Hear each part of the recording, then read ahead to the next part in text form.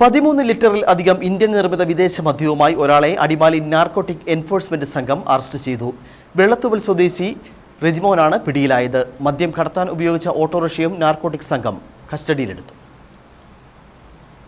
Adimali narcotic enforcement സ്ക്വാഡിലെ assistant excise inspector grade KM അഷറഫിന്റെ നേതൃത്വത്തിലുള്ള സംഘം വെള്ളത്തൂവൽ മേഖലയിൽ നടത്തിയ പരിശോധനയിലാണ് 13 ലിറ്ററിലധികം ഇന്ത്യൻ നിർമ്മിത വിദേശ മദ്യവുമായി ഓട്ടോറിക്ഷ ഡ്രൈവറും വെള്ളത്തൂവൽ സ്വദേശിയുമായ റെജിമോനെ അറസ്റ്റ് ചെയ്തത്. മദ്യം ഓട്ടോറിക്ഷയിൽ സൂക്ഷിച്ച് കച്ചവടം നടത്തുകയാണ് പ്രതിയുടെ രീതിയെന്നാണ് നാർക്കോട്ടിക് ഉദ്യോഗസ്ഥർ നൽകുന്ന വിവരം. മദ്യം കടത്താൻ ഉപയോഗിച്ച ഓട്ടോറിക്ഷയും നാർക്കോട്ടിക് എൻഫോഴ്സ്മെന്റ് സംഘം പിടിച്ചെടുത്തു. പ്രതിയെയും മുതലുകളും തുടർ നടപടികൾക്കായി അടിമാലി എക്സൈസ് റേഞ്ച് ഓഫീസിൽ ഹാജരാക്കി.